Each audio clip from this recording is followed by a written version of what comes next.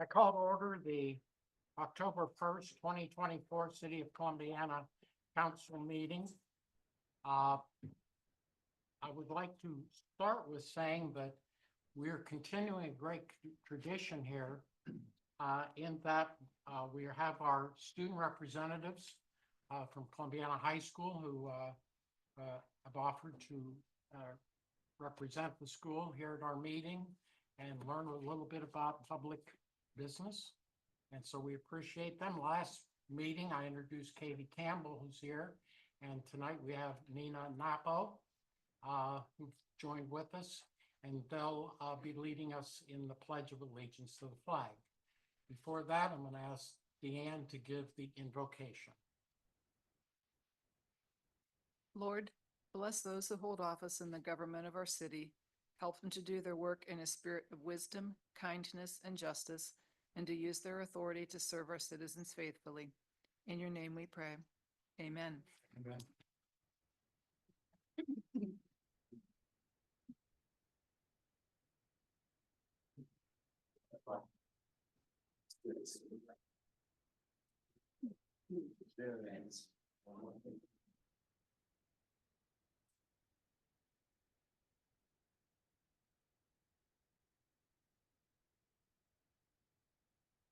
Can we call the roll? Youngest, Here. Stouter, Here.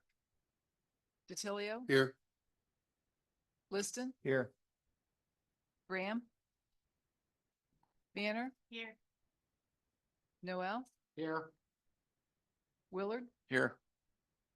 Hudson, Here. You received a copy of the September 17th, 2024 council meeting minutes. Are there any questions or comments on those minutes?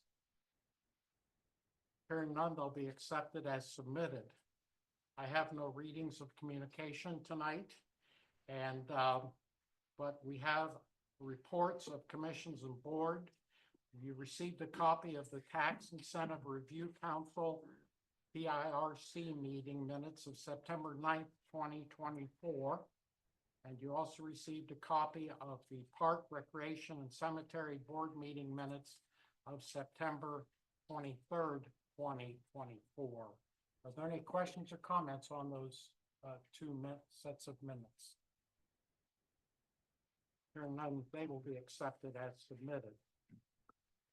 Under recognition of persons desiring to appear, we have with us tonight Pat Tingle of the Restoration and Beautification Committee to discuss the future of the park. Pat? You're up. You need to pass those.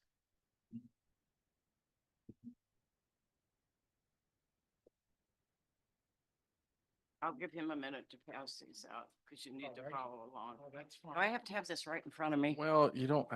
Is this good? That's perfect. Yeah. Here, put it off right. It fits in your way. Hey, Skip, thanks.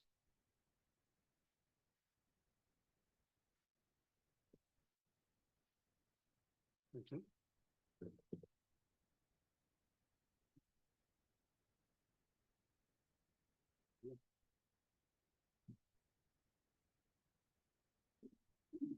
Maybe Deanne gets one. Yeah. You're going. Am I short? No. Okay.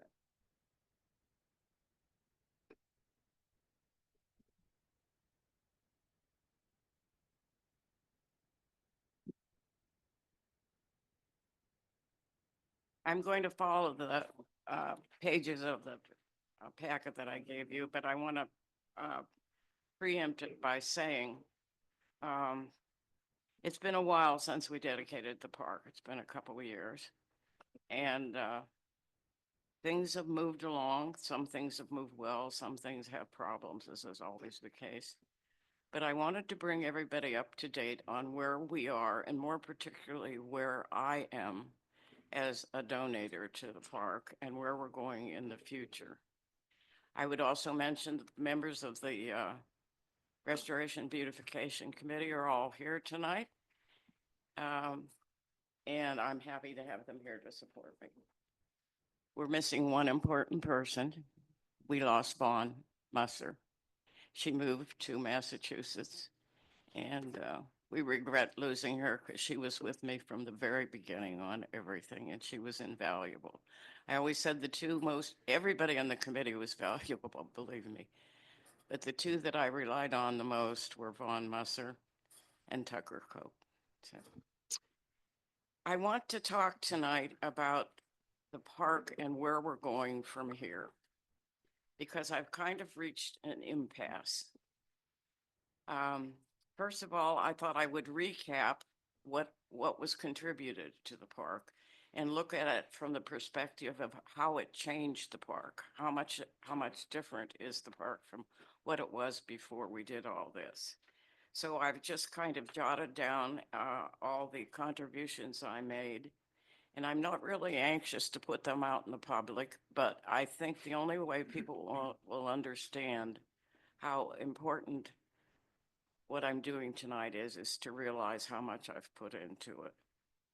First of all, we started out with a Mirror Lake restoration, and that project was in honor of my late son, David, and it was dedicated to him. John Hipley did the project. The project included walkways, rock walls, waterfalls, and so forth. It was about $360,000. HRG was the company that handled it. This donation came from my private account. It was not from my foundation. The next one we moved on to was the sports court, which was an introduction of pickleball, continuation of basketball and tennis.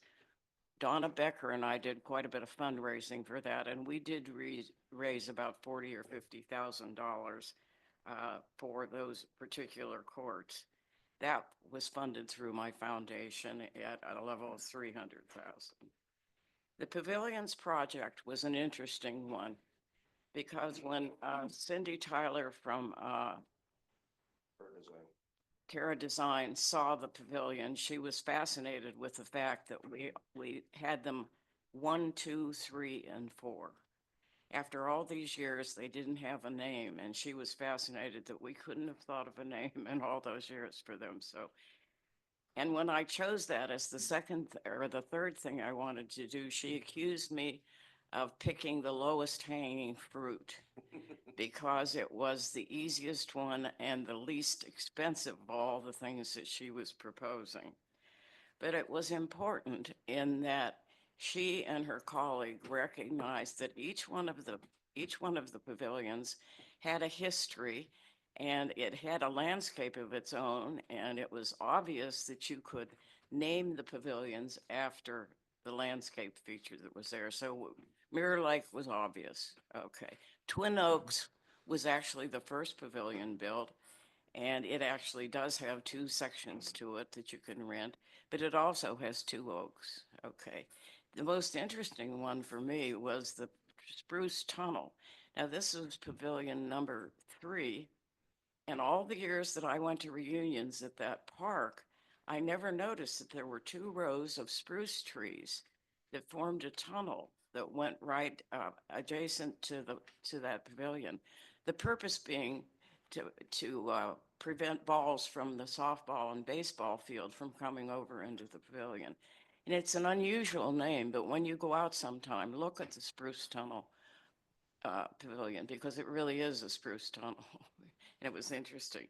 The one they liked the best was the last one, number 4, but it had a group of maple trees there, so it was called Maple Grove. The main thing we did in all the pavilions was give them life. We put in a lot of flowers. We put in a lot of bushes and trees, put some sidewalks in, put nice names on them so that they did have an identity of their own. It wasn't a real expensive project, but for me, it was a very important one because the pavilions are so key to what we think of when we think of the park. Now that also at this point doing the pavilions, I switched and started a foundation. Actually, my husband had started it and I had not been using it, but it became the source of my donations to Firestone Park after that. And Restoration and Beautification wrote grants for each thing. And then the foundation approved them, and then the money was sent to us. So the Pavilions project was the first one. It was probably about $1 million by the time we put in all the new plantings, lots of signs and lots of embellishments. The biggest part of the whole project ended up being at the top of the hill. And that's because that's where the needs were the greatest. The parking lot needed paved. There was no doubt about that. There were tremendous drainage problems that had to be solved. It had a history to it too. It had a spot where Harvey Firestone stood and looked out over the park when it was being made. It's called Harvey's Lookout. And we took Cindy Tyler on a trip through that area, and she said, well, your whole city history and your park history are all tied up on the top of the hill here. So we began to call it the Legacy Trail because in addition to Harvey's Lookout, we had the spring gardens, and that spring had been there for many, many years. And for many years, Jim Garstick, who was a local optician, he protected that because the weeds just were grown up and covering it and forth. He said it's historic. It's where the Hannahs stopped first to get water and where the travelers stopped. So we did that particular one, and then there was no specific information on where the Hannahs really built their house, so we built a fireplace and put it where we thought it might have been. And it's right next to Springfield Road, and for that reason, we think travelers would have stopped there for water and for help, and it was an important historic point. Well, that was the Legacy Trail. Okay, that gave us a goal for the whole top of the hill. And then we got off into working on the pool parking lot, which was a major, major project. I always tell the story, the day they were deciding it, there were 5 engineers all standing in the lot looking at each other. And there were drainage problems, of which I'm not very knowledgeable, but it seemed to me there was enough expertise standing there to solve the whole thing. Tucker Cope was one of them.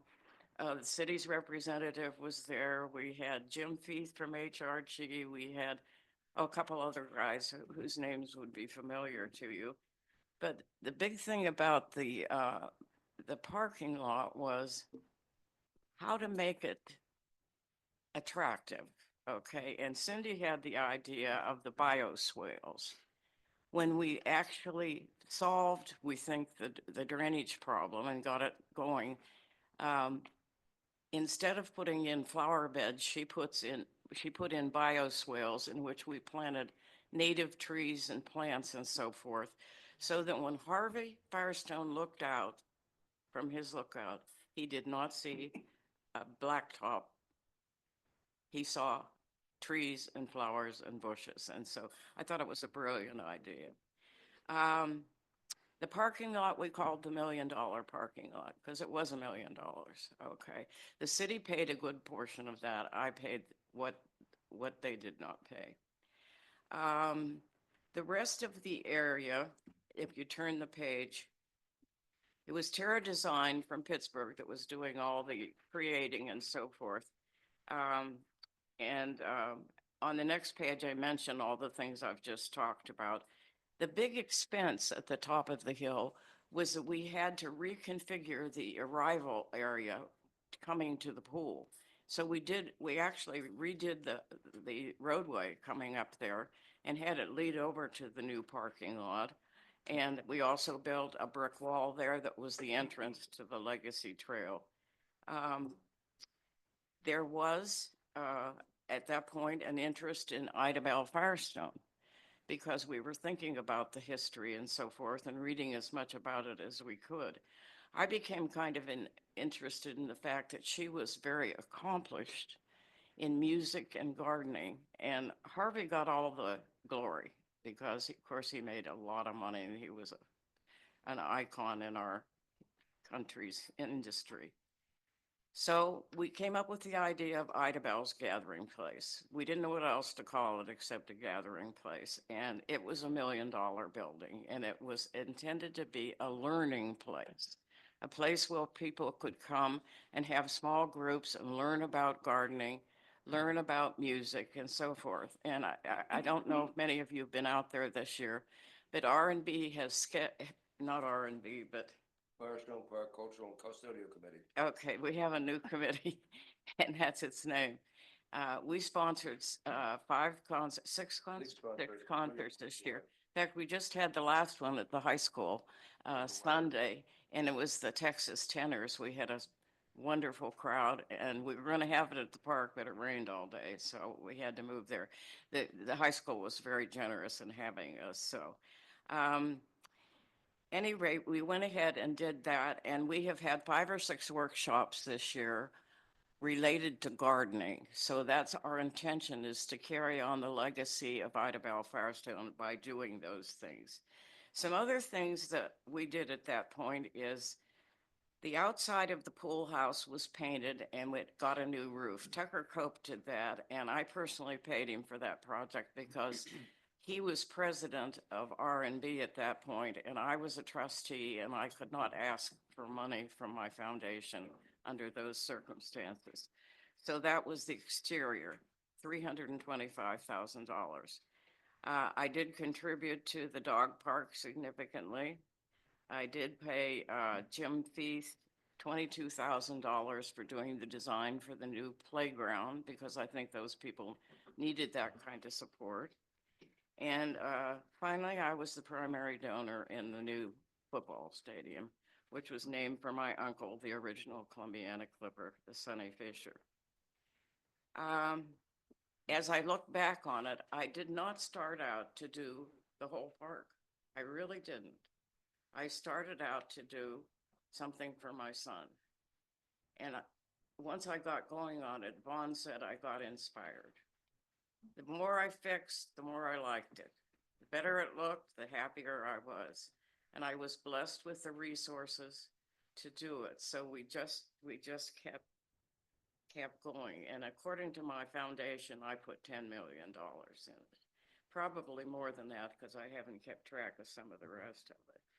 What I did once it was done, though, so as not to put a burden on the park staff, was I said I would support a lot of the things that I put in because it was too much to ask the park budget and the park employees to take care of everything. So I had an account called the park account, which is now a 501c3, but it wasn't in the beginning. And I hired Jay Brothers, who had a degree in turf management, to take care of the grass and the turf in the park. And he immediately went to work and did a nice job of bringing that around. I also hired, at one point we had Enveroscape, and we now have a company called RGG out of Canfield that does landscape help for parks and so forth. So I pay them about $42,000 a year. 60. What? It's more like 60. Oh, 60, okay. I keep Also, Keith Kaiser had been very involved in the whole park from the very beginning, and he's the horticulturist at the Pittsburgh Botanical Garden. Botanical Garden. So I pay him $50,000 a year to do all the flowers in the park. The flowers in each of the beds in front of the pool, the flowers at Ida Bell Gathering Place, the flowers at all the pavilions around the pool, Royal Garden. the Memorial Garden, and so Entrances. entrances and so forth. So from the very beginning, I was determined not to put a burden on the park. I was doing a lot of things that were going to cost them more money to keep them going. So I thought I need to be sure and pitch in and do my share. Also, we did a lot with entrance signs and just many, many things. Plus, there are interpretive panels all through the park giving the history of the park and what we did. Now, my impasse now is when we went when we went to start to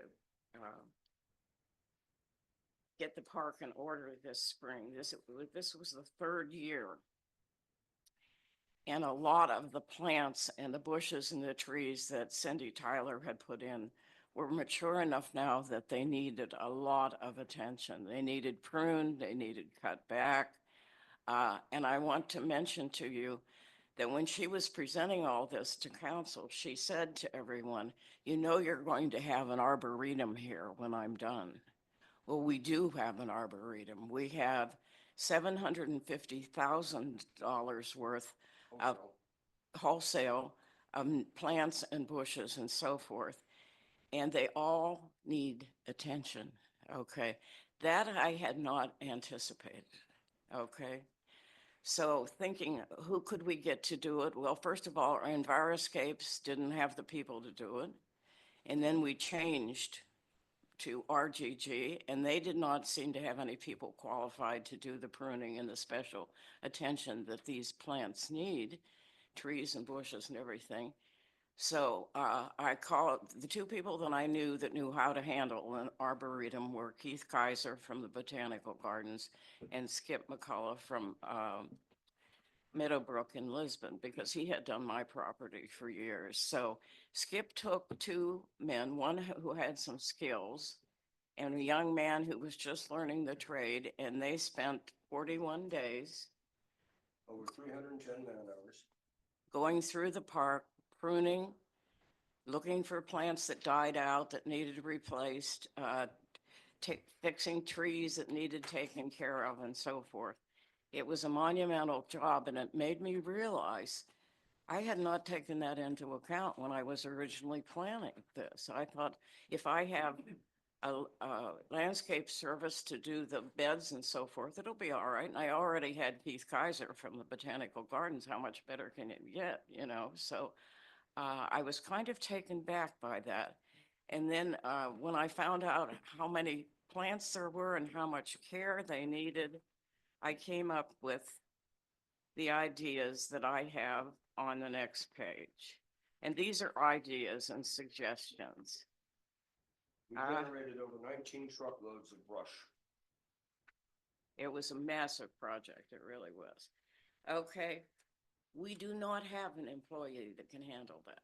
I asked Tim Reese, who is our park superintendent right now, if he was qualified, and he said no. I said, are any of the men on the staff qualified? And he said no. Nobody has that kind of experience. But that's not unusual, because a lot of the landscape companies don't even have people that are that qualified. So I'm not being critical. I think the employees do their job, but this was calling for something special. So one idea is to look for a horticulturist, pay him $50,000 to $60,000, which is what it would be worth. Go to the places where they're most prestigious, ATI, which is out of Ohio State, Iowa State, and Cornell. Look for somebody that wants to come in, but that is a big expenditure that would have to be considered by council and the finance director and the city manager. And I know that's a big change. Could we do it with local people? Well, of course we could, but why would you spend $750,000 and create an arboretum and then only kind of half attend to it? Well, that's my fault. I didn't know we were doing that, so I do apologize for that. But anyhow, that is the reason that idea is there. And then the next paragraph down gives you an idea of all the expenditures that would need to be taken care of to take care of. And I do a lot of these already. Okay, I do the Mirror Lake. I pay for that. I paid for all the turf management the first couple years. We do need someone to do large tree care. There's an awful lot of dead trees in the park. It's really hard to keep up. Small tree and shrub care with pruning, fertilizing, then landscaping, fall planting and cleanup. Just the care of the bioswales is an issue because it takes special care. The flower replacement, I've already mentioned, that's 50,000. And for the first time, someone said to me, who pays for the replacement plants? Well, I hadn't even thought of that. Does the city pay for them? Does the park pay for them? Do I pay for them? And then there are some other, there are other plants that need replaced. My impasse is this. I went to park board, and I've talked to Lance about this too. And last year I asked for help. I asked for the mulching was $40,000. Well, that hit me pretty hard, you know, I could do it, but I thought it's time for us to start transitioning, moving away from me being the main benefactor, although I do intend to include it in my estate. So I'm not going to desert it, and I'm not going to desert my 10-year plan. I'm good through 2030 for all the things I'm doing. So I'm not leaving you in any way, but I really feel that the work I'm doing, it needs to be a part of the budget. And I've had 2 years trying to get it, the budget, okay? The budgeting process here is different than what I'm used to apparently, and I did make 2 attempts to see if I could see the budget and see how what I was doing would fit in.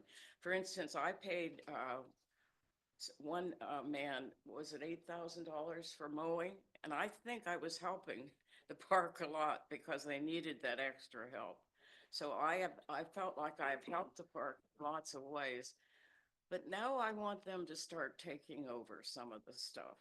And the only way I know to do that is to make the budget public and use the park board, which by the way, could use the authority and the opportunity to be in charge of that. And of course, use Tim Reish, who is the superintendent, to come up with the yearly budget and see how I could plug in and what I could do and what now needs to go to the city. Okay, that's my impasse. I don't know where to go from here. I don't really want to put, what was it, $190,000 into that list. On top of Jay. Oh, and I also am paying Jay, so that's another 50,000. I want the city and the park to help. That's what it comes down to. I want them to help. And I've got myself in an interesting position because I've made a commitment and I intend to keep my commitment. I'm good through 2030. I'm good after I'm dead, actually, because it's in my estate. But I want to see the park board opened up a little bit and have some representatives from other parts of the community beside the athletics. That's all it is as athletics. What they basically do most meetings, and they do it well, they're fine people, is okay events. Why shouldn't they be involved in working with Tim Reish in reviewing the budget for the year? I think you would find there are a lot of people from the community that would then be very interested in the park and what's going on there. Because the past history before Lance came was the budget was just kind of a list, you know. In many years, the park didn't get much of anything. So I almost feel like it's a moral and ethical responsibility for the park to make up for some of those years when nothing was done and we let it go to the point where it costs all this money to fix it. So the last page is, it's time for a park levy, okay? And I've brought this up 2 or 3 times now to park board and to a number of people and so forth.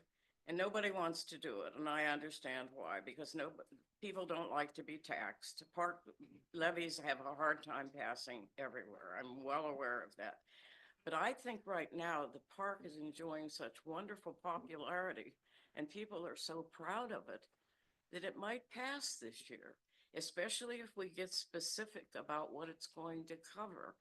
And there are a number of things that have not been done in the park yet that would be on the list. The next steps are to complete a new interior for the pool house. It's waiting to be done. It's an embarrassment. We had a great big swim meet here and I grimaced thinking of what they thought of when they went through the 1942 pool house. because it is deplorable. It's a big expense too. We need a horticulturist. I've already said that. Some of our staff needs to take workshop and have some of the skills we need to pick up some of these things. There's the famous sewer line in the football field that still needs fixed. Infamous. sewer line. Infamous, I guess. And we should be helping with the playground too. So my recommendation is, I wish that the council would seriously think about whether now is the time to try a levy. If it fails, that tells us the public doesn't care about the park. I'd hate to hear that, but maybe we need to know that. Maybe we need to know that. But I think it would be worth a try if we're specific about what the money is going to go for. And so that's one thing I spent a whole lot of time on this last page, trying to think of things that would help. I think the other thing that would help would be interest in the park. Now, what is the obvious objection? Why do you need money when you just spent a fortune doing what you did? Because we took it to another level. The park is not the same park as it was. It's maybe 2/3 recreational and 1/3 a beautiful garden with all kinds of plantings. People are coming to see it. We're starting to build some new gardens out there. And remember, Ida Bell was an ardent gardener, and Allington Forest, one of the leading landscape contractors in the country, designed the park. So he had in mind that it would be a beautiful place in addition to being a recreational park. One final thing, and then I'm done. It's been more than 80 years since Harvey Firestone bequeathed us this wonderful park. And I like to think, when I was doing the dedication of the football stadium the other night, and I was standing there, I thought, when Harvey was doing that, I was born. I was born that year, 1937. And here I am, some 80-some years later, standing there, looking at a brand new stadium and thinking about Harvey and Ida Bell and what they brought to this town. Someone said to me one day, how many times in the history of a small park in a small town do you come along with someone like me that wants to make a donation like this? Not very often. And I don't do it for credit. As I said, I started out with just one goal in mind, but I did dedicate it to my husband. And I'm proud of it. I'm very proud of it. I think it adds to Columbiana immeasurably. And I would just encourage you to think about the things I've suggested and find a way, Lance, that we can work together, because you and I have worked together very often and gotten things done. And I think it's a matter of getting a key into the budget, thinking seriously about the horticulturist and the levy. And I thank you very much for listening. Couple of comments I'd like to add. When I've been working there in the park, those 41 man days, I would, people were walking around and they were commenting on what we were doing. The pruning that I did with Bill and John, 95% of it was done with a Felco 2 hand pruner. No power tools, none. Wonder it took so long. Because that's the way it should be done. That is the correct method of proper pruning practices. Gasoline powered head shears are horrible on plants. They butcher, they tear, they mutilate. 95% of the work was done with a Felco 2 hand pruner. The other 5% was a home pruner, which is essentially the same thing on a stick. Tell them about your survey. The people you asked. The people. So I'm working there doing this. And people are walking around and they would be commenting on what we're doing. They said, boy, you guys are good. They understood what we were doing. In a few cases, I had to educate them as to why we were doing certain things, the principal applicable dominance, et cetera, et cetera. And I'd ask them, are you a resident of Columbiana? Yes. Would you support a park levy to maintain this park? Yes. Do you realize that this is being paid for by a private citizen? They were appalled. They were told that the city's not doing a damn thing to help maintain that park. Well, that's not true. The city is Not doing true. something. That's Well, not I mean, true. on the part that I was doing, No. none of your people did anything to help us with the pruning of the trees and shrubs. They didn't do anything to help RGJ with the mulching. They don't do anything to help them with the, maintenance of the beds, the weeding and the bioswales. That's all being paid for by Mrs. Taylor. Well, let me defend them. Okay. I set the precedent. I came in and decided I was gonna fix things, right? Did I fix things? I sure as hell did, yeah. But in the end, it took away from the park staff. They respect what I've done, but it's like we're two different groups. There's one group over here that's the park staff, and then there's my groups over here that do the other things. We need to work together. It's always a question of working together and communication.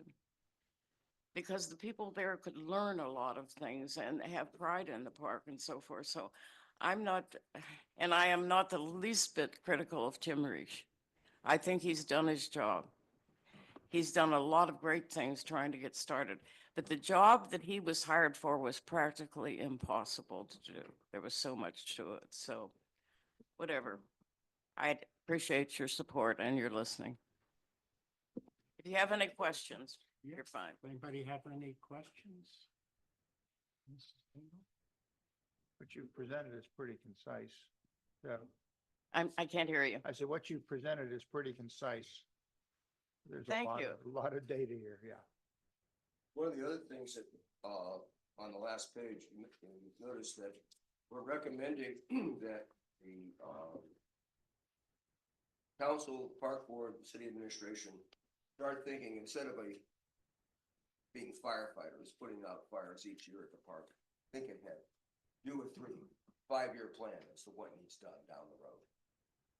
That way you can budget for it. You can We're plan. now ready for that. We're now ready for that, I think. Right now, Tim needs something, he comes and asks for money, it's putting out fires.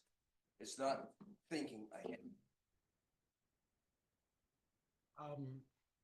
Well, first of all, just tying on with what Skip said, it's very obvious from this report that you've given a lot of your love and attention and financial resources to the park. And it's very obvious to all of us that we see the beauty of the park, and people do see the beauty of the park. And we thank you very much for that and all your efforts to work on the park. And I hope that we can work together and we can begin communicating about what we need to do to maintain the park. Thank you, Rick. So I think we can deal with it. And thank you for taking the time to come. And you people that work with, also, we're glad that you've shown up tonight for this presentation. We appreciate your support in the community. And it's something that we all love. We all do love the Firestone Park. It's a beautiful place. So thank you very much. Thank you, Pat. Wait just a minute. See if they do anything. I'm under the impression the second person. Correct, Not here. correct. Okay. We had another person along to speak, but they're not here, so I'm going to turn the agenda over to the city manager updates. Lance? Okay, thanks, Mayor. Okay, so we continue to work with the EPA and the community's grant No, I don't project that we received Let me get my stuff for together.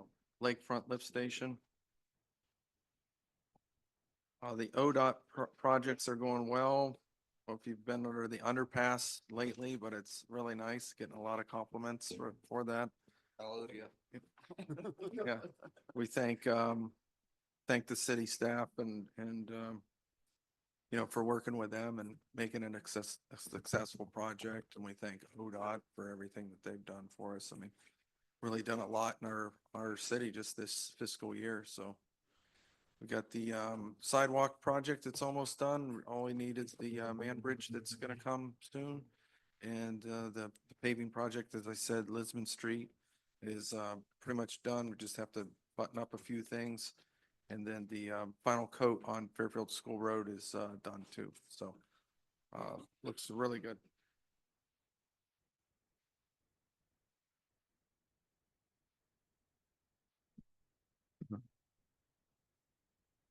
We met with the chamber representatives to go over the Witch Walk logistics coming up on Saturday. Did agree to allow them to use the AAA parking lot as long as they let the area businesses know. And let's see, in your packet, you had the Tax Incentive Review Council. They meet every year to review the enterprise zone projects, the CRA projects, both commercial and industrial. The minutes are in there. They voted to continue all the agreements, the current agreements we have, and they also appointed a new member, and our legislation is there to complete that. Did attend a meeting for Omega. You're always hearing us talking about Omega. That was held in Millersburg, and actually ODOT was speaking. They talked about getting grants and that whole process. It was really nice to be there. On a sad note, we learned last week that the mayor of Minerva passed away, Tim Tarbett. It was unexpected, and we really enjoyed working with him. Just met him about a year and a half, 2 years ago, and he visited our town a couple times. Was here for the State of the City chamber event that we had, and we really enjoyed working with him. And you know, Minerva's done a lot of things, and you know, we just recently visited there, and it's you know, they've got a lot of good things going on, so we do feel for all of them. The T-Mobile check presentation ceremony at the football game went very well. That was fun. And since then,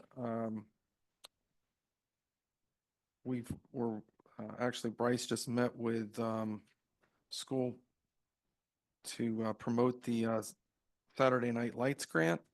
So at your table there, you have this little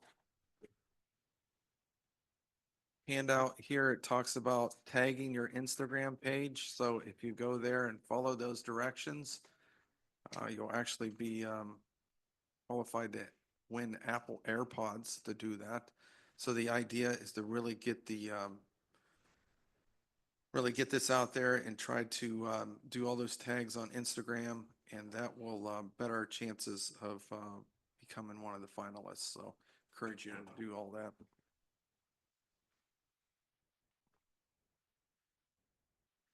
To better deal with the zoning issues on nuisance properties, it's one of our favorite topics here. We have asked Mark to create a simpler path to you know, help get the homeowners to comply. And the mayor and Skip and Bryce met with the chief, and that is, you know, a goal that we've had for a while. They've got that, I think, it figured out, clear path, and that is on your agenda tonight. And we're able to get an ordinance that they believe that's going to be more efficient than what we have right now. So moving on to the electric department, they did set the pole out at the R&L trucking project. That's for new electric service. In case you haven't been out there lately, there's a lot of stuff going on there right in the middle of that project. As you know, that we've been working with them on trying to get some help to straighten out the entrance to the industrial park. They reached out today, as a matter of fact, and got us the information we've been requesting. So hopefully we can move forward with that project soon. So that would be basically just straightening that entrance out and putting left and right turn out of there, and then a single lane in. So we hope that happens. Change the pole out at the Tractor Supply, transfer to wire off the water tower. With I believe the chief was working on something out there, and we were able to do that. So we appreciate the this, all the crews working together. Park, we are always removing, dead trees. They removed 5, since last meeting. They've been doing some interior work on the stick chapel. And then we're finalizing plans with a contractor to begin work on the new restrooms in Mirror Lake Pavilion. Construction will create 2 ADA compliant restrooms that can be accessed from the inside of the building. And the existing exterior restrooms will be converted into climate controlled year-round public restrooms. The funds for the project were combined from the Tourism Bureau, Joyous of Christmas, the Columbiana Community Foundation, and city funds. The water department, kind of a neat project out at Royal Birkdale and Homestead area. They've supplied 5 gallons of paint brushes to the HOA, and they're going to paint the 51 hydrants out there, so that'll be nice. The distribution crew did replace a leaky isolation valve. They did prepare for the EPA study that's, let's see, it took place last week, I believe it was, Ohio EPA survey conducted on, it was on September 19th. Everything seemed to go well. We'll get the final report soon.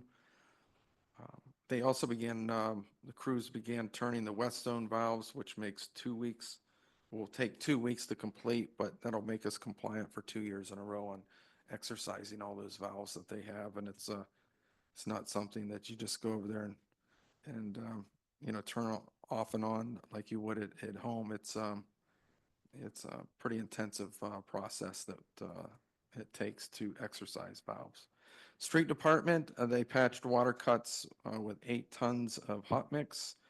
They worked with the water department on water taps, and installed conduit over at the fire station for fiber optic cable over to the new EMS building that we've got. Replaced the speed signs on Lisbon Street and picked up 3 loads of brush from the storm. Wastewater, they did press sludge. They did pull 100 horsepower pumps to remove some blockages. May have to end up putting a screen at one of the lift stations, getting a lot of debris in there. And let's see, we helped water plant, our water department hydro excavate curb boxes. We've been, the wastewater crew have been looking after the lakefront lift station project and pressure testing out at Whispering Pines as those, let's see, wastewater lines go in out there. And we had to replace tires on the digger truck that we've been using.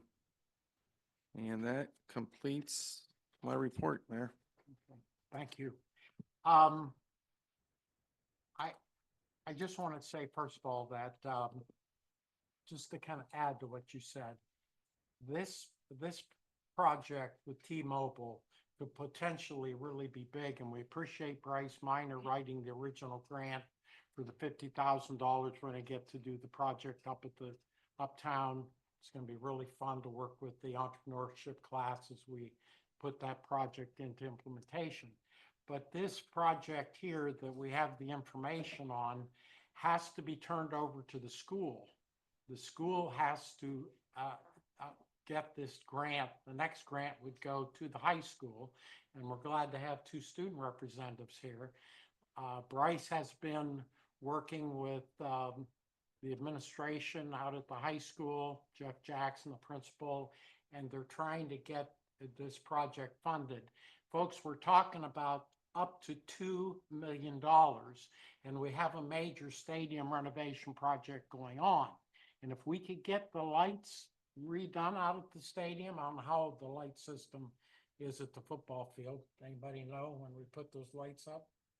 I pictured of it at home when they put their original ones up.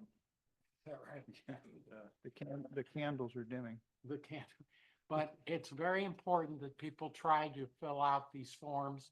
I wish I understood more about Instagram myself, which is a foreign language for me, but then I know the students are laughing over there because they know Some of us live in different worlds that young people use Instagram, correct?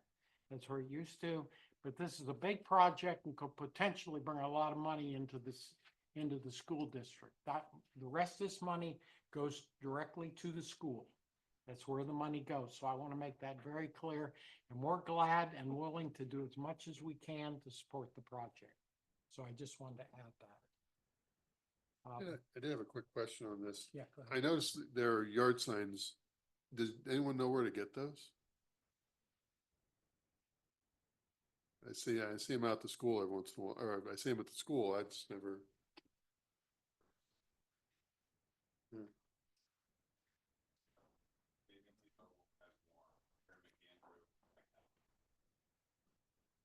Because getting those out in the community might be helpful too.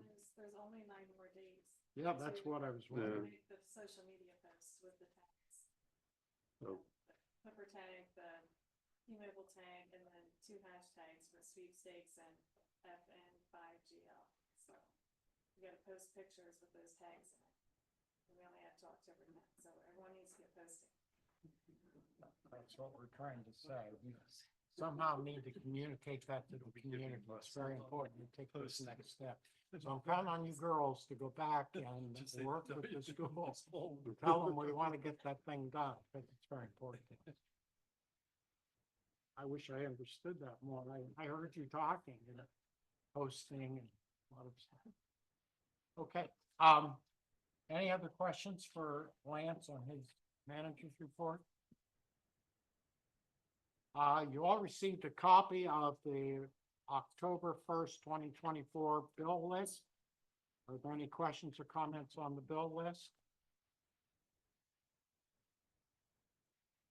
I'll move to old business and entertain a motion to read the following ordinances by title only.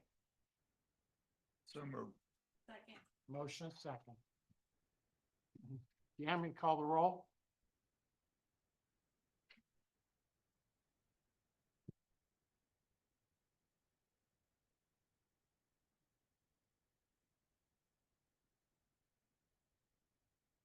Youngus, Yes. Souter, Yes. DiTilio, yes. Liston, Yes. Banner. Yes.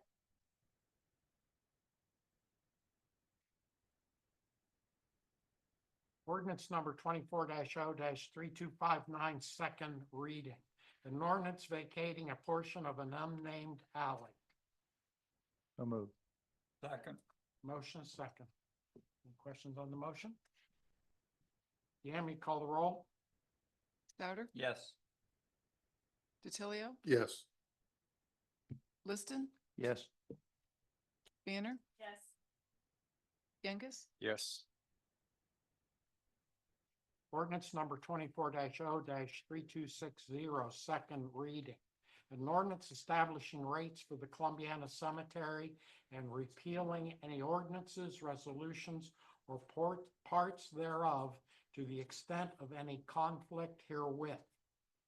So moved. Second. Motion second. Any questions on the motion? Yami, call the roll. DiTilio, Yes. Liston, Yes. Banner, Yes. Youngus, Yes. Souter, Yes. Ordinance number 24-0-3261, second reading. An ordinance amending City of Columbiana Code provisions as set forth in Chapter 618 at Section 618.01 of the codified ordinances of the City of Columbiana, Ohio. So moved. Second. Motion is second. Any questions on the motion? Deanne, call the roll. Liston, Yes. Banner, Yes. Youngus, Yes. Souter, Yes. DiTilio, Yes. Moving to new business. Motion to concur with the City of Columbiana's Tax Incentive Review Council, TIRC, for the continuation of the commercial and industrial community reinvestment area agreements. So moved. Second. Motion second.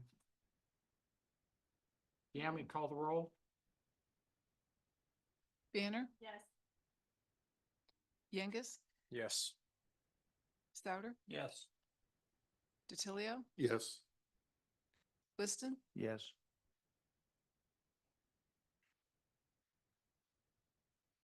Motion to concur with Tax Incentive Review Council's appointment of Columbiana City resident Heidi DiTilio to the open seat on the Tax Incentive Review Council. So moved. Second. Motion second. I'm just not gonna say anything here. Wonder why. I don't know. Coward. Coward. Hey, you're saying I have no problem. Yami, call the roll? Youngus, Yes. Souter, Yes. DiTilio, I am okay to vote on this, right? No.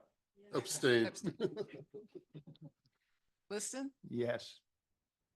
Banner, Yes.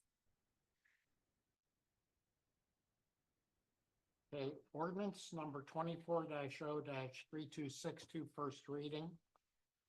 An ordinance repealing current section 1482.99 and replacing it with new or amended section 1482.99 as set forth within chapter 1482 of the codified ordinance of the city of Columbiana. So moved.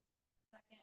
Okay, we have a motion second. That's what, Lance referenced this change in our policy regarding, dealing with, issues regarding housing and property management within the guidelines of our city, ordinances.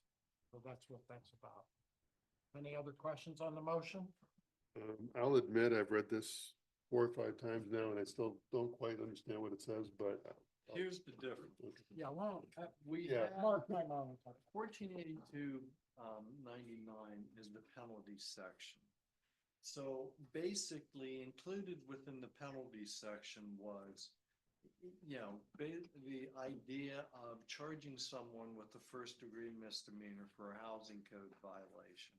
Now, it also says that it can be referred to the municipal attorney for abatement actions, which means basically force them to clean it up somehow. The problem with the first degree misdemeanor is I would compare that from going from 0 to 60 without any kind of stop in between. First degree misdemeanors is the highest misdemeanor level that there is. That is actually a crime. A criminal offense that carries up to 6 months in jail and or up to a $1,000 fine. So what happens if somebody is charged with the first degree misdemeanor? One, they are likely to retain counsel, which means this gets more complicated right from the beginning. And two, if for some reason they are sentenced to jail, which is a very real possibility, due to the way finances work with the county jail, we would be paying for whoever our resident is that hasn't cleaned up their yard and is now sitting in the county jail. If you read case law, which I have, on housing code violations, the reviewing courts, appellate courts say time and time again, the purpose of these code sections is to obtain compliance, not to punish somebody by putting them in jail for up to 6 months and fining them. Most communities start and basically use minor misdemeanors, which is what the new code section does. So instead of a first degree misdemeanor, where number one, we probably would not handle those violations in our mayor's court, they would go straight to municipal court. Giving the court some options, but not many, as far as what they're going to do. So by charging instead with a minor misdemeanor, if you read that, each day is a separate offense. So a minor misdemeanor is $150. So if somebody comes to mayor's court and they were cited 10 days ago, it's now 150 times 10. If they still don't do anything for another couple of weeks, you add another 14 days on top of that. So if we're trying to get them to comply, I think we have a better chance of citing them into mayor's court rather than sending it to municipal court as basically saying this is a crime. You know, minor misdemeanor is not really considered a criminal offense. It's not a record offense. That's why the total or the maximum punishment is $150. If what we are trying to do is to get people to comply with our housing code, we're better off to probably, one, be able to handle it here, and two, to do that, we're using minor misdemeanors. And now we're trying to get somebody's attention, not put them in jail.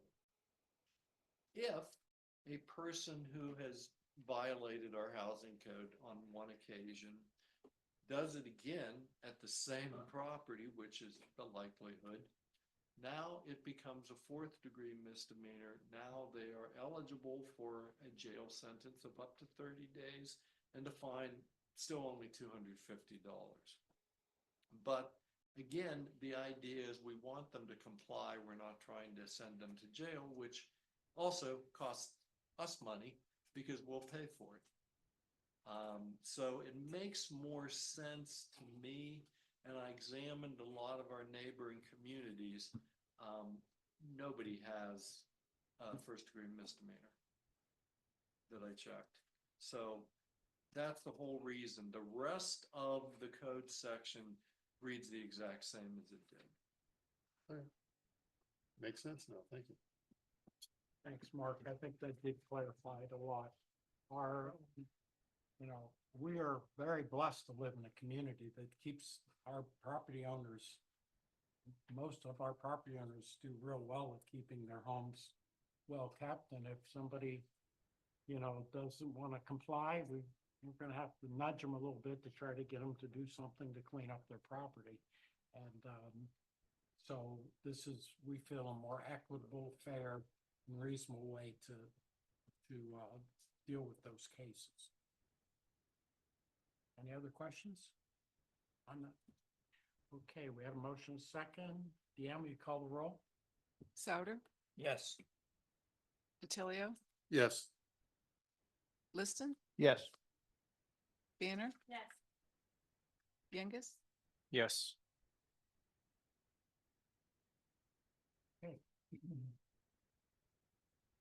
As is our policy here, at this point in our agenda, we give an opportunity to everybody that's here that wishes to speak to council. This is your opportunity. And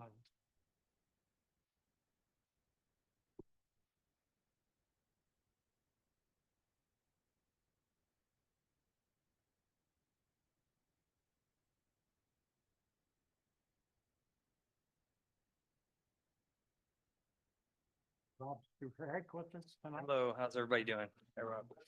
Good evening. Thanks for having us, and that was a very, very interesting, healthy meeting so far. A lot of things good are going in town, and I have a couple things to discuss. I'm going to try to keep it short, but there's really two main items. One is the building department, and as far as let me get my notes here.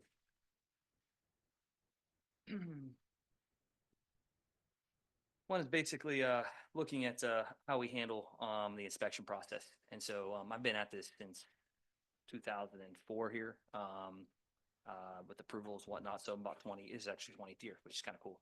So, but whenever you have a problem at home, I consider everybody, family, friends, love everybody here. You sit down and discuss at the dinner table. So I'm kind of discussing it at the dinner table with you guys right now. So there's a couple things. First, I just want to mention, I have the building department issue with Elevate and kind of how that was handled, and also the electrical fees that were instituted in March. So I just want to give you a quick backstory on the building department. So first of all, I will say that, this all actually happened, happened around April, beginning of May. I called Bryce, said, Bryce, says, where do I get a building permit? Like, how does this work now? August isn't with us any longer. You're here. What do we do? And I mean, Bryce was very helpful. We scrambled a little bit, I think in April. I called Elevate. Elevate said, we don't do it. I called Bryce back, says, Bryce, Elevate's not doing it. Where do we go? So I kind of talked to Elevate, talked to Bryce, said, hey, Elevate seems to be doing a good job. And they're still today doing a great job. I mean, they're trying very hard at providing a very good service at a top tier inspection process. So they're doing good. There's some kinks that they're working out. Currently my building inspectors, you know, he knows what he's doing. He's holding everybody accountable. So I do really appreciate that. However, the process, as far as approving the fees and stuff, the fee structure, which I've complained to them, I sat down with Mark and Bryce and the gentleman and actually the couple of different people at Elevate, and we sat in a room and I said, listen, the fees that were approved, and I just want to bring to everybody's attention, the fees that were approved are 4 times the cost of the fees that the building department here was. So for instance, a townhome here where my inspection fees, my building department fees were $550 or so. I'm now paying around $2,000, $2,200 there. So in Mahoning County, the same permit fees there are about double of what they were here, and essentially they're half of what Elevate is charging. So that's the issue. Now, I don't know the costs that are associated with running that department. I'm not in their business, but just, you know, I'm in Mahoning County doing most of my building, and I'm doing the building inspection through the city. So I did present this to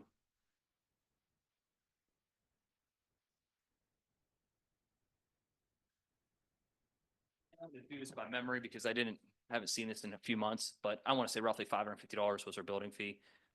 If I built the same building, you know, 500 feet away in Mahoning County, it would cost me about $1,100. And with Elevate, it's about $2,200. And so again, I appreciate what they're doing. They're holding everybody to the standard, but I do think that we rushed into the permit fees. And I feel that, you know, builders, developers, we should maybe have a roundtable discussion and said, okay, what do you pay for fees in neighboring communities? I know Elevate did that prior to presenting these fees, but still though, I mean, as somebody that pulls a lot of permits here, I feel that maybe when it comes time to renegotiate, we have this conversation. The current contract with Elevate basically states 90 days prior to the termination of the 2-year agreement that it automatically renews for 12 months. So this is something that I think proactively we hopefully address. And we say, okay, you know, let's simplify this. Why are, you know, remodelers, for me, I try to stay out of remodeling. Remodeling is twice as hard as building new construction. It's twice as hard to see things. Why is that fee 50% the cost of new construction? Like some of these fees to me just don't make sense. So they're fairly arbitrary. I know everybody means well, but I think we need to have a good, healthy conversation of the fee structure prior to this renewing if we're going to keep this contract in place. Right now, Elevate is doing a great job with inspections. My only problem really is we jumped into the fees side of things. So just consider that. Moving on to the next course of business, back in March, around March 5th, we approved an electrical fee ordinance to increase electrical fees. And this is for line extensions. Excuse me one second.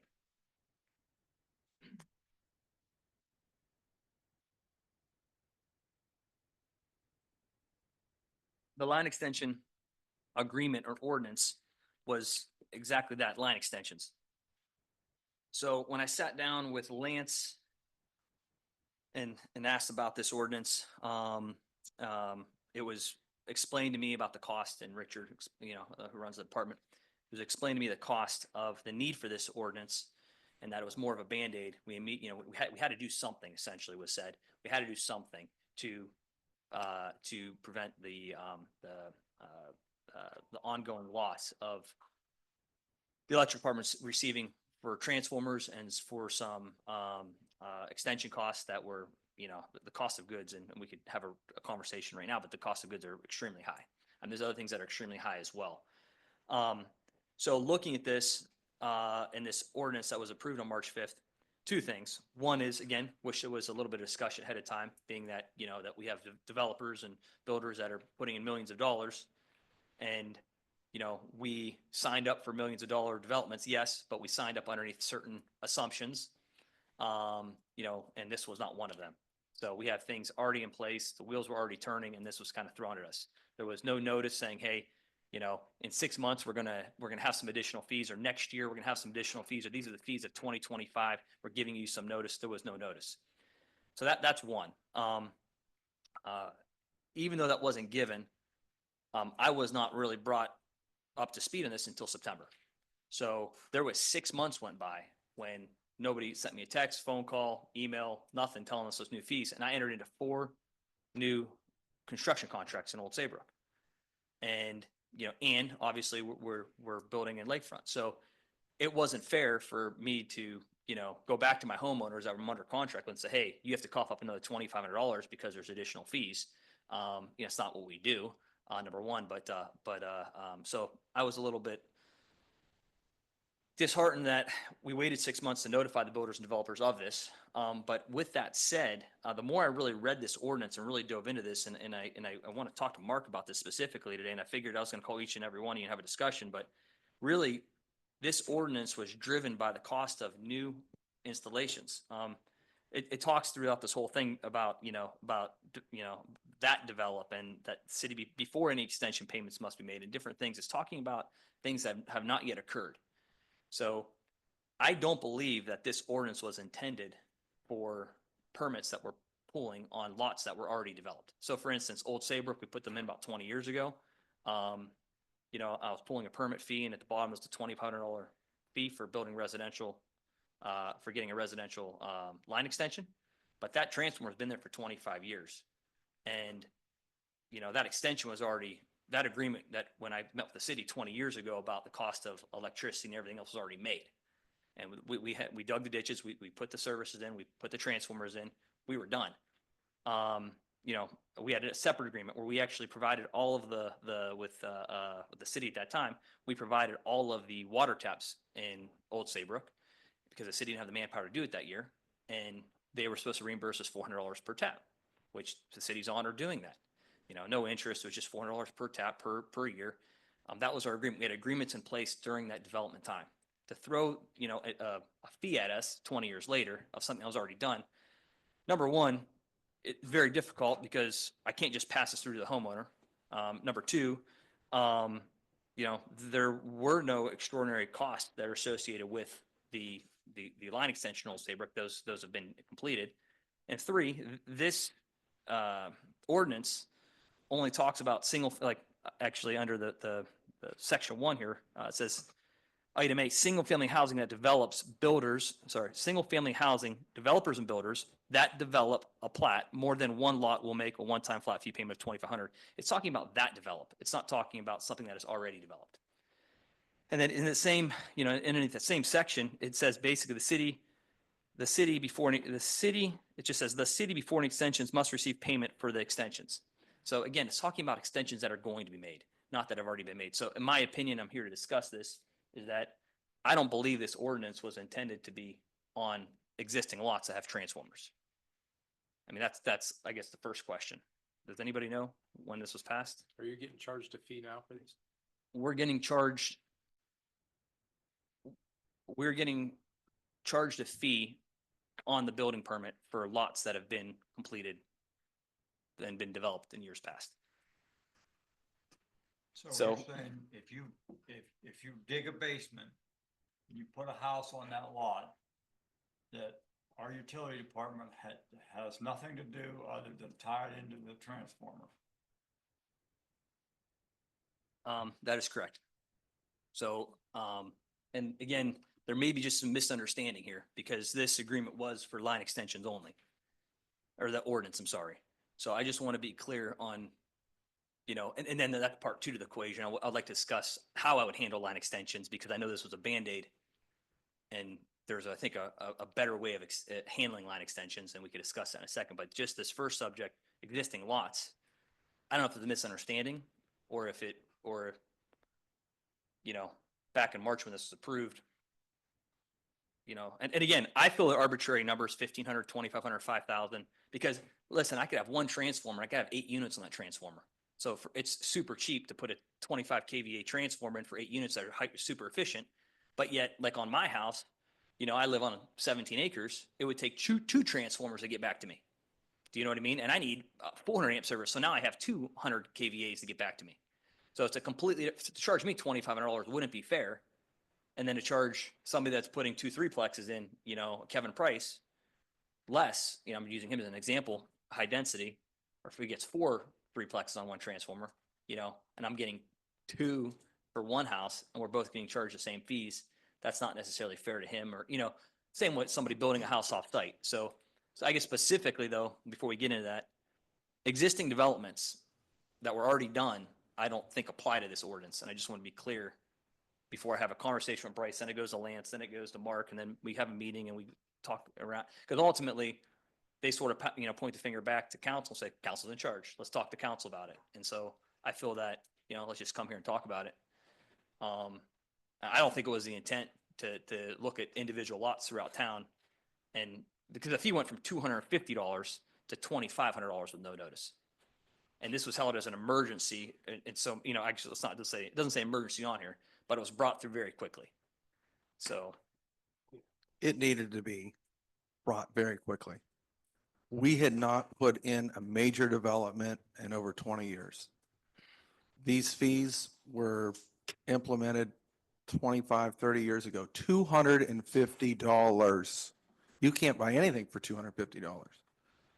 And, excuse me, I just want to clarify, this is basically a tap fee type thing, right?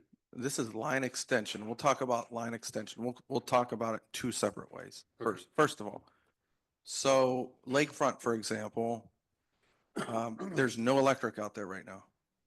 0. And during our budgetary process that we had this year, Kevin was doing a great job. We were ahead of schedule. We were able to sit down with all of our superintendents very early, and we found a major issue. We have a major development coming up that is going to end up paying about $15,000 in line extension fees. And the top 3 items added up to over $300,000. We cannot supplement any builders. We can't ask our residents to pay either city tax or electrical fees to supplement that. So we had to do something very quickly, and it was a Band-Aid. And we are working now over it's probably going to take us a year, but we need to develop some new general regulations that will treat the installation of new electric lines a lot like we do with water and sewer. Because water and sewer, a developer comes in, they put in all the infrastructure, they put in all the water, put in all the sewer, and then they test it and hand it back over to us at the end, and we accept that, and then they turn around and have to pay tie-in fees to lines that they installed themselves. But we have to be sustainable in these departments. So can I interject? Because what builders are doing is we're paying $500,000, $1 million to put sanitary sewer in, okay? And then we have to turn around and pay the city a tap fee to tap that sanitary sewer. That's what I just said. I know. So so that tap fee is subsidizing everybody else in town on that sanitary sewer line. So we're paying these tap fees. We paid the $1 million. City didn't put $1 in. Okay, I mean, in theory, right? Doesn't put $1 into these particular lines. Old Saybrook, we did everything ourselves. Okay, we put the laterals in. We pick it up where the laterals end, and we still, you know, for instance, with a townhome, we're getting charged, you know, back in 2006, it was $1,200 a tap. Then it went to, the water, I think water was $1,000, $1,200, and the first tap was, you know, X, and then it went down to like 500 piece and 400 piece and 300 piece. And then everything was doubled in 2006 or 2007, and there was no discounts anymore.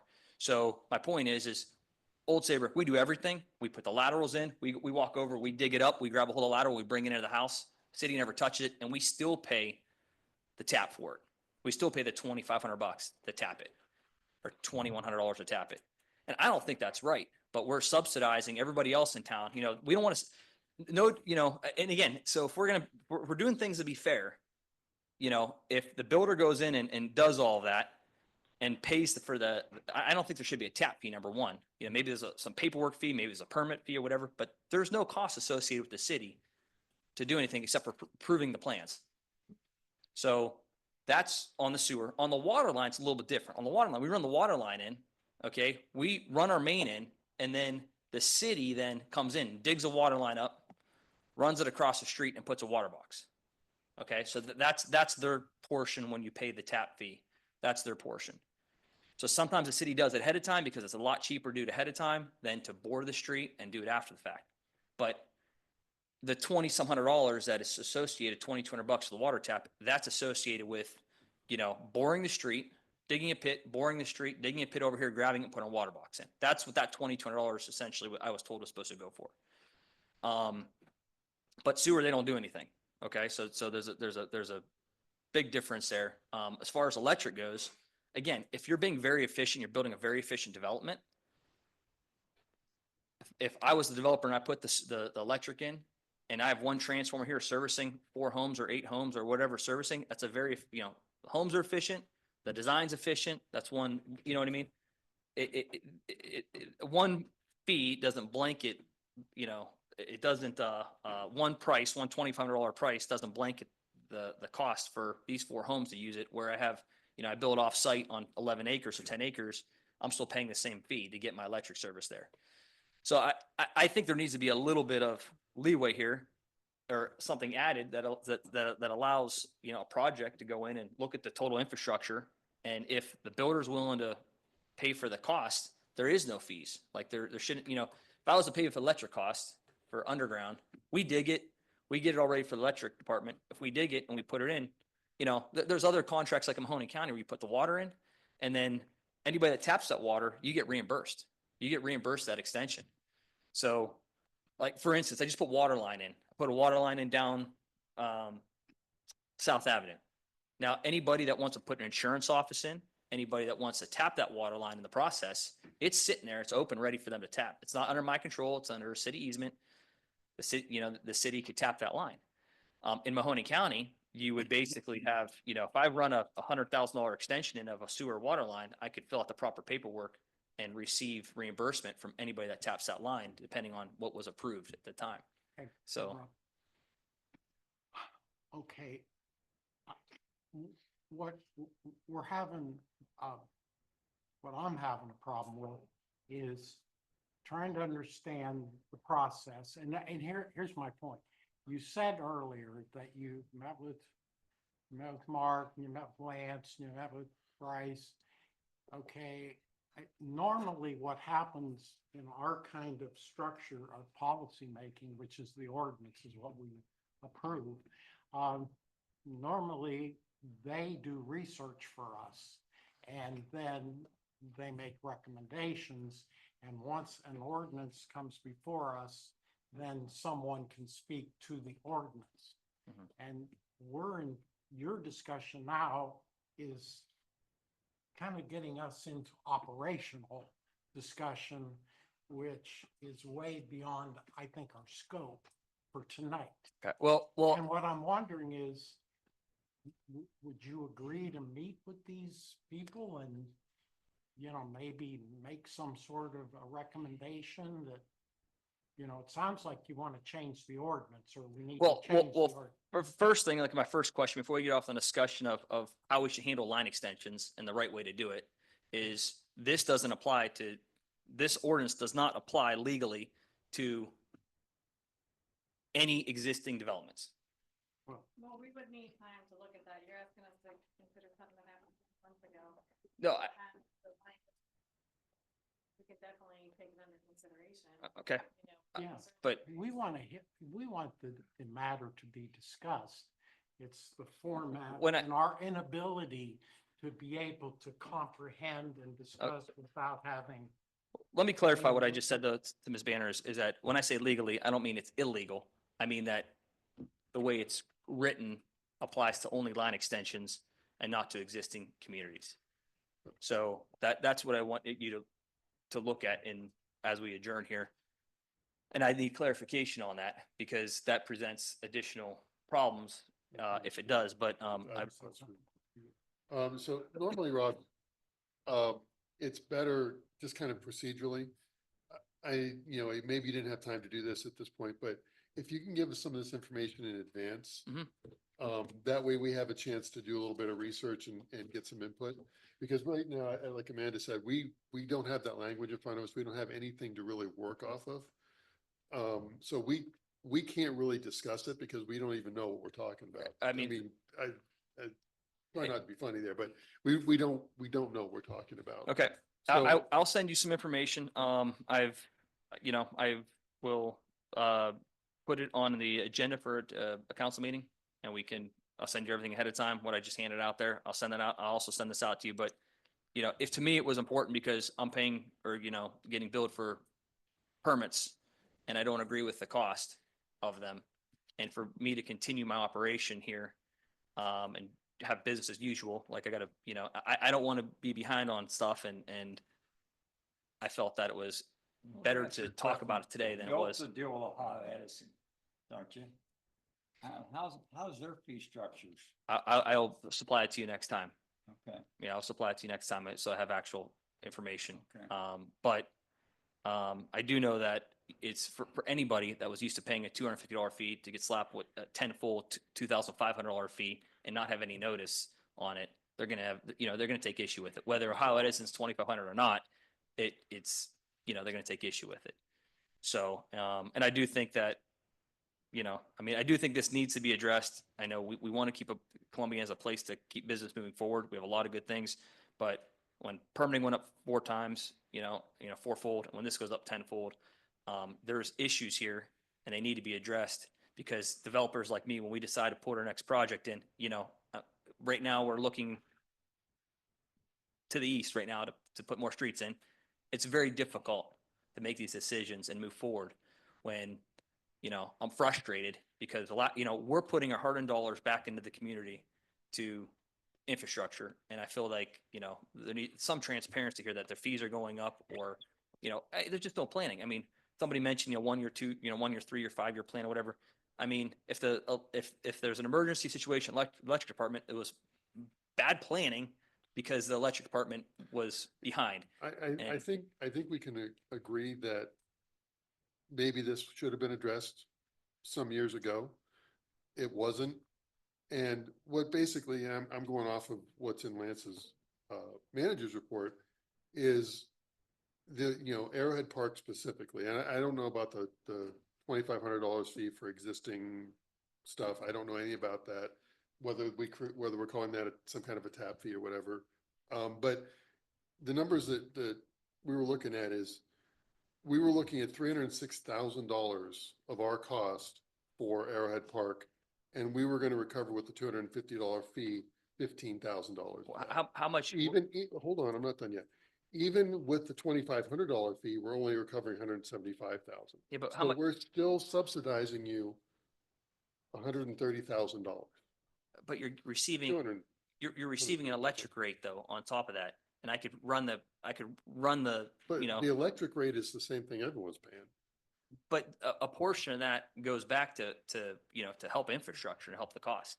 Maintenance, not new infrastructure. It's been new infrastructure since Well, you're We're- changing it, but that's how it's been. but again, we Like what- would be subsidizing you, Rob, to the tune of almost $300,000. When I put Old Saybrook in, I was told this by the electric department at the time, the city manager at the time. I was told that the electric service at that development has to reimburse the cost of that electric in the first 7 years. Okay, that was the formula that was used. And again, I don't know where I got that from as far as, if that was the city manager or if that was the electric department. But I remember that figure specifically, that it was 7 years, the electric fees had to reimburse that infrastructure cost. The gas, for instance, the gas fee for Arrowhead Park, $0. Okay, they're putting all the gas lines in for free because the utility company's making money on the new homes they're bringing online. Yeah. So I'm just saying, but that is depending on the amount of service and how much electric they use. That is what a utility company does in a lot of instances. So I think I would be interested in knowing how Edison handles it because I don't know. But also, we don't have billions of dollars behind us. When we lay out $306,000 out of our fund, that's $306,000 that we're spending that we don't have Yeah, to spend. I agree with you. That's So- why when I was at a meeting with them, I offered to put the money up front if I needed to, okay? But I want the tap fees to come back to the developer. And I also want a portion of the rate that comes back for the next 10 years, just like a utility company would do. So I want to recoup my investment as well. So if you're expecting me to put the money up to expand the electric department and the reach, that's an offer that we made, and so I don't know those numbers. I don't know what they are, but I would then go back and I would try to put that infrastructure in at the most economical way I could so that the recoup of my investment would be there. But So I think right now, we're just talking. in no, circles. these are good ideas though. They're not But- circles. I think that's a good idea. But here's the thing, again, I go back to, we don't have anything in front of us. So it's hard for us to really, other than, I mean, I've got a snippet of, Yeah, but we need to go somewhere because I have millions and millions of dollars invested over there at Arrowhead Park. Okay. So I get angry because I got millions of dollars invested over there and we're dumping I got another 11 million scheduled to go in there in the next 18 months. Okay. So, the authority elsewhere to enter an agreement and to come up with a good game plan is important to me. Okay. So over the course, Drug Mart just dumped in $10 million or something in that complex. Okay. This pump station wasn't ready like it was promised way back when. So so we made other arrangements. So there's things that we do over and above that to make the development go through. And these are big investments and they matter.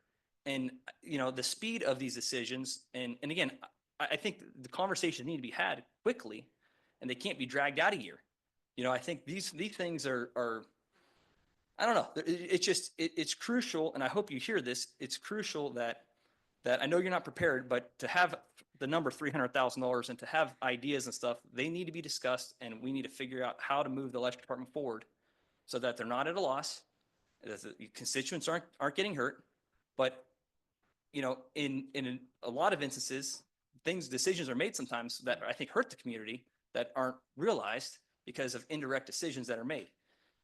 Oh, So I'll come back and talk again once I have some more information, but but you have to give us something, to look at, as Amanda I don't, said. I don't have, I also been asking for, If I was making $11 million and 18 million, the numbers you're throwing out, it would seem to me to be worth it to put your ideas down in a written format that we can react to. That's all I'm saying. You guys had a performer, right? You put it together before you started getting into it. So And- you and- used number X. number X was $250 per unit for the electric department. Okay. No, that was from last year. These were numbers that we had last year from the city when we put together a comprehensive budget with the TIF station of all the development costs that the city approved. They have a copy of it. Mark's got, we went round and round about this development plan, and it right on there shows the electric cost, and he could, and I'm not pointing fingers, but we went over these numbers. Okay, so 2018, 2017. it was, The it was TIF signed in was for the commercial aspect of it. But it was signed, it had, in the TIF, it has the residential portion and the commercial portion, and it has a $250 fee in there for the electric. So the trenching, the sand, all of that was in there. So yes, we did run the performa, not at the numbers that we had. And it certainly not at the performas that when I created my contracts in Old Saybrook on those existing lots, certainly not on those lots that were started as well. So again, I'm the complaining kid right now to the parents, but these are things that I want it to be fair, and I don't want constituents to be charged the 300,000 and not being reimbursed. That's not fair. But I also think that what is fair is to outlay a plan for each community, make it fair, reimburse the developer for his costs or whatever. And, if that's business, you either go in development or not, but these deals and these decisions were made, in 2019, like we didn't sign a deal to 2022 or the end of 2023. So, I mean, we're not even a year old yet on that deal or the development agreement.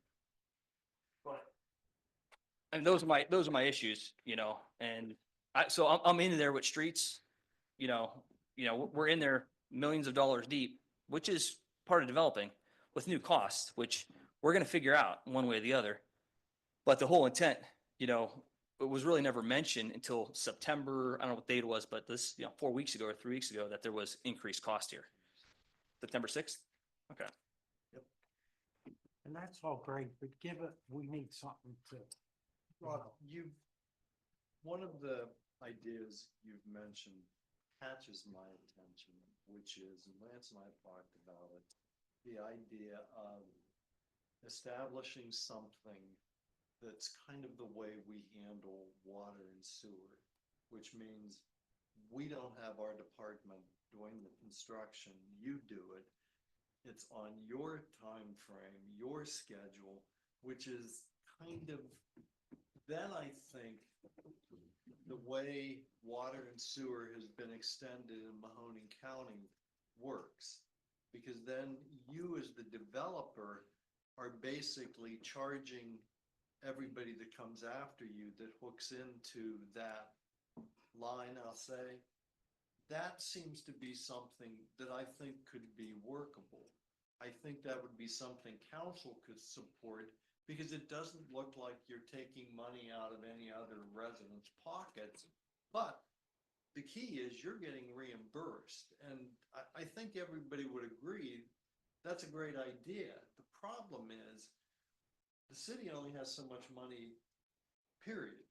And when council looks at how much the electric department was bleeding, that becomes a very real concern very quickly. Yeah, but I don't want to subsidize the electric department. We had that conversation as well. I understand your side of it too. That's why I think, they need some more information. The idea of maybe sitting down again with some ideas as far as, okay, how could we work out this reimbursement? I mean, as I've told you, I think one of the things they're going to look at is a comprehensive plan. This ordinance is far from a comprehensive plan. Everybody up here realizes that. It's a stopgap. Yeah, but So let's sit down and look at the reality of, okay, here's what we need to do to be fair to everybody. I don't think anybody up here is against that idea. We want development, so we have to figure out how that electric department just doesn't lose its shirt every time a new development comes in. yeah, I'm on board with all that. It's just, timing is the issue, I know. Yeah, so, you're into it, and, yeah, you're looking for answers. yeah, And I I know we appreciate. talked about this, and since COVID, especially electrical, number one, it's hard to get, and the prices went through the roof. So when we were looking at that, and we were putting that in, we were upside down, big time, when we were looking at everything. So I think it's gotta be on a development case by case. 100%. And it's gotta come in, and we gotta lay that out ahead of time to make sure that it's fair for both ends. I see your side, just like Mark said. I mean, I'm in the space, and I'm doing the Texas Roadhouse in North Olmsted. First Energy's bringing everything in, so that they're absorbing that cost, which is what we're doing. We're basically operating the same way as First Energy. And I'll leave now, but you guys heard what you guys heard the frustration here. It's, and again, I just want the opportunity to meet with you, maybe meet with, I don't know what I could, if I can meet with 2 council members, whatever, but just to get my voice out, expedite the process and to, I want to make sure the city's healthy because we have to, because I mean, I have a huge investment here. Moving our business to Lakefront, we want to, kids go to school, et cetera. We want the community to succeed, 100%. We want every department to succeed. We don't want to take from the residences. I don't want to be, I don't want people pointing the finger and saying, look look where our tax dollars are going. But what they don't see, like I mentioned, was, the sewer taps go this way, the water taps go this way. Nothing seems to really add up. And I think we just need to look at all of it because we're going to eventually figure the electric department out, but then we're going to go, okay, does that work for the water department? Does it work for the sewer department, et cetera? And we haven't looked at the sewer water either, those costs, and they haven't been changed, I don't think, since 2006. So. I think, Rob, we hear you loud and clear. Okay.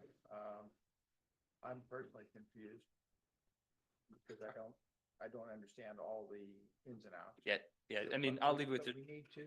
Yeah. And we need to do it quickly. Yeah, there's two things. One is existing and one is future. Just that's hard to, but we Yeah. got to keep this conversation separate. So, All right, thank you for everybody. Appreciate all of you, all of you. Thank you. Nice one. Is there anybody else that wants to speak at this time? Yeah. Any council comments? Well, I don't know when would have been the appropriate time to bring it up, but as the liaison at the park board, I was present and there's been discussions about a senior courts project going into the park. And park board has approved the senior courts subject to council's approval of these going in. And, you know, attending the park board meeting was the first discussions that I've had with the senior courts that apparently have been kind of in process for a while. I think they had sketches drawn a year ago, but have only recently been kind of passing around for bids. So I sent the information to Mark. And I guess I'm bringing it to council now because, you know, in the park board minutes, it indicated that they had approved this, you know, contingent upon council approving the senior courts to go into Firestone Park.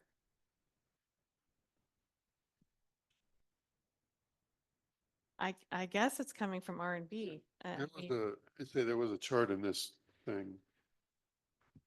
I don't know did it say where the money was coming from, but. I mean, I can tell you personally, I'm not in favor of these. I think the location's bad. I think, I don't think they're gonna get used. There's a bocce court out at Firestone Farms. I don't think ever gets used other than by teenagers throwing the bocce balls way too hard. I don't think, and plus, based on these sketches, like, we have a sidewalk project going in, sidewalk and gutter project going in that's gonna be right butted up against these things. I don't think this is the right location for that if they wanna do it, and I don't really think that they'll get used, is my personal opinion. So I would be opposed to it. But from a permission standpoint, I think somebody has to bring it to us. I don't think it's appropriate for, I don't think I it's mean, your job. it was just, yes, Right. it's hanging out there. And I, as a liaison, I'm like, I don't know that council's even aware of this because this is my first hearing of it, attending those park board meetings. So, It's mentioned in the minutes periodically, but other than that, there's no real discussion of it yeah. that we're aware of. I've heard about the senior courts, but I've heard about the senior courts, but not anything where somebody formally brought it forward. So when Amanda sent that to me, it was like, nice. Great idea. However, you know, my first question was, one, where's the funding? Two, you know, is this part of the comprehensive plan that, you know, was out there 10 years ago for the park? And is this just a part that we never really focused on? And here it is. That I didn't know.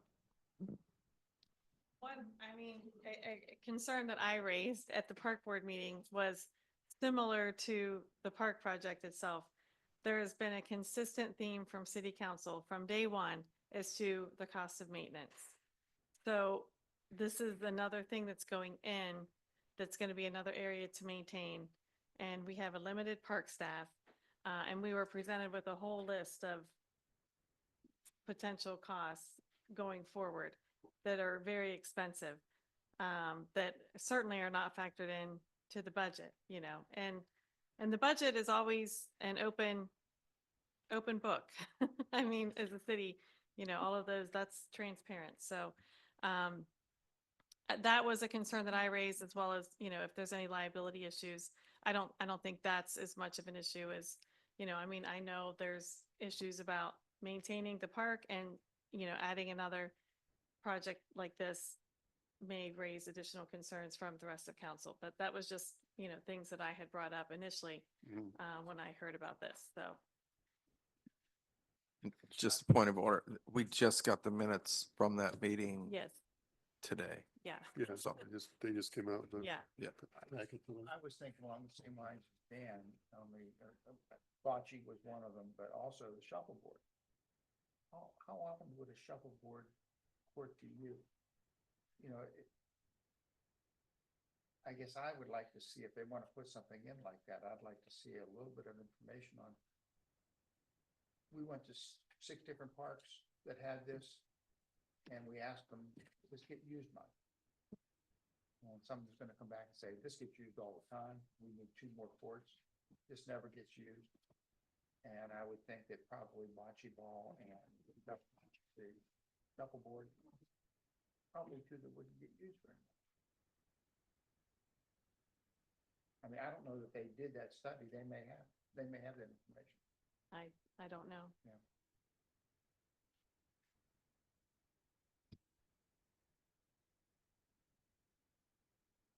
We'll live to see another day, I guess. Yeah. I had one thing real briefly, I talked to you about it. Okay, we did the new forms last year for approving events within the city. And one of the things I had mentioned earlier, and I never really followed up on it, was the idea of putting together some kind of a guideline for city management as to what needs to be approved by council, what doesn't need to be approved by council. You know, if it's got to go to park board, if it's got to go here or there, blah, blah, blah, blah. And I think it's probably, we're kind of mature enough in the process now that I think it's probably a good time to revisit that and figure out what it is that we need to do. I don't know that it needs to be massively formal, and like an ordinance or a resolution, but just something where we, you know, council can give city management guidance as to what we want to see versus what we, you know, you guys take care of that sort of thing. And I don't know if you would want to, you know, if you guys would want to come to us with a proposal, or if you want to, you know, I'm happy to sit down with you and kind of figure out, we can do a committee, pretty much whatever we want to do, but just something to get those guidelines in place so that you guys don't have to try to guess at what we would want you to do. Sure. Yeah, we can start by giving you the blank forms. You want to look over those for the next meeting, maybe? Yeah, that's fine. Good. I mean, I think there's some things that are really very clear, like, you know, use of city services, stuff like that, and other stuff that may be not as clear as what we would want to approve, and we would say, you just go ahead and take care of it for us. And also, I think the chief pointed this out, we need a deadline, like they can't come to us a week before and say, hey, we want to do something next week. Whether it be 30 or 45 days, something like that, to give everybody time to review it. So, but yeah, that's good, but just give us the forms and we can have a discussion about it next time. Thanks for sharing. Is there any other comments, the council? Hearing none, I'm going to say the thing I've wanted to say for a long time. Do we have a motion to adjourn? So move. Meeting adjourned.